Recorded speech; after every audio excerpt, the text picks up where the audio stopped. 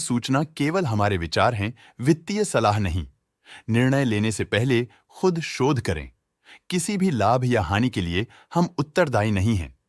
आज हम देख रहे हैं इलेक्ट्रा ग्रीनटेक लिमिटेड के 2025-26 Q1 की standalone financial performance. Starting with the sales, पिछले क्वार्टर से सेल्स में -23% का डिक्रीज हुआ है, मगर कंपनी ने पिछले साल के मुकाबले 11% का सेल्स इंक्रीज रिपोर्ट किया। Expenses -24% quarter on quarter decrease हो गए हैं, जो साल भर के 11.5% के राइज के साथ अलाइन करता है। एक्सपेंसेस में डिक्रीज अच्छा है, लेकिन सेल्स में डिक्रीज निराशा की बात है। ऑपरेटिंग प्रॉफिट, जो पिछले साल के कंपैरिजन में 8.5% अप हुआ है, quarter on quarter around -16% decrease हुआ है। Operating profit margin OPM annual basis पे -0.5% से डिक्रीज हुआ है और पिछले क्वार्टर के कंपैरिजन में 1% से इंक्रीज हुआ है। एक्सेप्शनल आइटम्स को ऐड करके अदर इनकम पिछले क्वार्टर के कंपैरिजन में 26% बढ़ गई, बावजूद इसके ईयरली ग्रोथ 69% हुई है। इंटरेस्ट एक्सपेंसेस पिछले क्वार्टर से -32% डाउन हुआ, लेकिन ईयर ओवर ईयर इंक्रीज 28% हुआ है।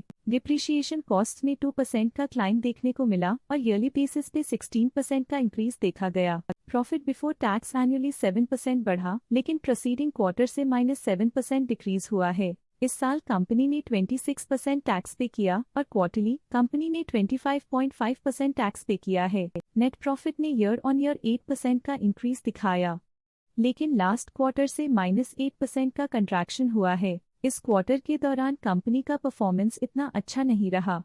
नेगेटिव नेट प्रॉफिट लॉसेस को इंडिकेट करता है। वहीं अगर एनुअल एनालिसिस की बात करें तो इस साल कंपनी का परफॉर्मेंस ठीक रहा। अर्निंग्स पर शेयर EPS में साल भर में 0% का इंक्रीज देखा गया, लेकिन क्वार्टरली में 8% की गिरावट भी नजर आई। इस क्वार्टर में कंपनी का EPS इतना अच्छा नहीं रहा। नेगेटिव प्रॉफिट कमजोर एफिशिएंसी को दिखाता है। इलेक्ट्रा ग्रीनटेक लिमिटेड के फाइनेंशियल स्नैपशॉट को रिव्यू करते हुए कुछ मुख्य ट्रेंड्स सामने आए हैं, जो कंपनी की परफॉर्मेंस पे रोशनी डालते हैं। जून 2022 से जून 2025 तक इलेक्ट्रा ग्रीनटेक लिमिटेड की फाइनेंशियल जर्नी में सबसे पहले बात करते हैं सेल्स की। इस साल सेल्स में 48% की वृद्धि हुई है और पिछले 4 सालों में 111.5% की वृद्धि हुई है, जो एक निरंतर अपवर्ड ट्रेंड को दर्शाता है। पिछले 3 साल से सेल्स लगातार बढ़ती जा रही है, जो मार्केट एक्सपेंशन और कंज्यूमर डिमांड में वृद्धि को दर्शाता है। अब बात करते हैं एक्सपेंसेस की। इस साल एक्सपेंसेस 48.5% बढ़े हैं और 4 सालों में 111.5% का इजाफा हुआ है।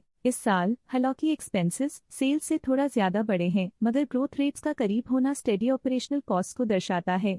ऑपरेटिंग प्रॉफिट का सफर स्टेडली ऊपर चढ़ रहा है। इस साल 45.5% की बढ़ोतरी के साथ और पिछले 4 सालों में 112.5% का नोटिसेबल राइज हुआ है। पिछले 3 साल से ऑपरेटिंग प्रॉफिट लगातार बढ़ रहा है, जो कॉस्ट मैनेजमेंट और ऑपरेशनल कुशलता को दर्शाता है। नेट प्रॉफिट का सफर ऊपर की ओर चल पड़ा है। इस साल 86.5% की चढ़ाई के साथ पिछले 4 सालों में लगभग 1.5 गुना की शानदार वृद्धि हुई है। पिछले 3 साल से नेट प्रॉफिट लगातार बढ़ रहा है, जो फाइनेंशियल हेल्थ को मजबूती देते हुए इन्वेस्टर्स का ध्यान आकर्षित करता है। इस साल EPS ने ऊंचाइयों को छुआ है 54.5% की वृद्धि के साथ, जो पिछले 4 सालों में 123% की मजबूत वृद्धि पर आधारित है। पिछले 3 साल से अर्निंग्स पर शेयर EPS में लगातार इजाफा हुआ है, जो प्रॉफिट ग्रोथ को मजबूती देते हुए शेयर होल्डर वैल्यू को बढ़ा रहा है। चलिए अब बात करते हैं शेयर होल्डिंग पैटर्न की। इलेक्ट्रा ग्रीनटेक की शेयर होल्डिंग रिपोर्ट्स कुछ इस प्रकार की हैं, जो अननोन 2025 के तक चलता है।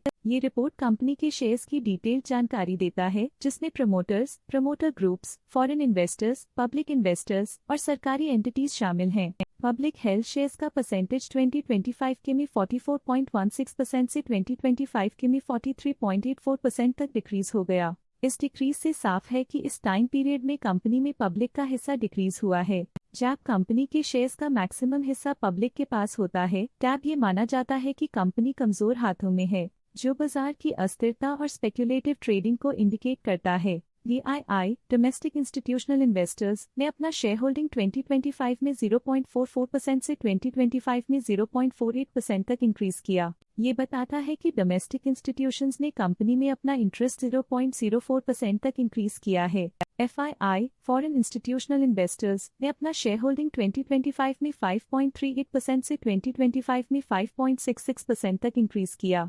ये बताता है कि फॉरेन इंस्टीट्यूशंस ने कंपनी में अपना इंटरेस्ट 0.28% तक इंक्रीज किया है।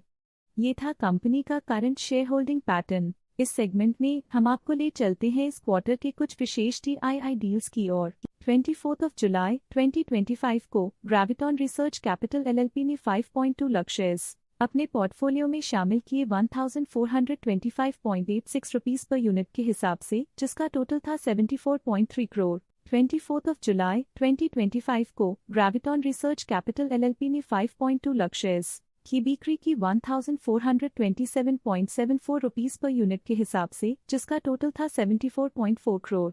24 जुलाई 2025 को ऋति प्राइवेट लिमिटेड ने 4.4 लाख शेयर्स खरीदे 1441.24 रुपीस पर यूनिट के हिसाब से, जिसका टोटल था 63.7 करोड़। 24 जुलाई 2025 को ऋति प्राइवेट लिमिटेड ने 3.5 लाख शेयर्स की बिक्री की 1445.88 रुपीस पर यूनिट के हिसाब से, जिसका टोटल था 49.9 करोड़। 16 अप्रैल 2025 को ग्रेविटॉन रिसर्च कैपिटल LLP ने 4.6 लाख शेयर्स खरीद लिए 1247.81 रुपीस पर यूनिट के हिसाब से, जिसका टोटल था 57.7 करोड़। 16 अप्रैल 2025 को ग्रेविटॉन रिसर्च कैपिटल LLP ने 4.6 लाख शेयर्स पोर्टफोलियो से हटा दिए 1247.81 रुपीस पर यूनिट के हिसाब से, जिसका टोटल था 57.7 करोड़। इस क्वार्टर के DII डील्स के विश्लेषण को समाप्त करते हुए हम उम्मीद करते हैं कि आपको ये जानकारियां नई इंसाइट्स प्रदान करती होंगी। आज के लिए फाइनेंशियल सेक्टर में इतना ही। देखने के लिए धन्यवाद। स्टॉक लेटेस्ट न्यूज अपडेट के लिए चैनल को सब्सक्राइब करें और वीडियो को लाइक एंड शेयर करें।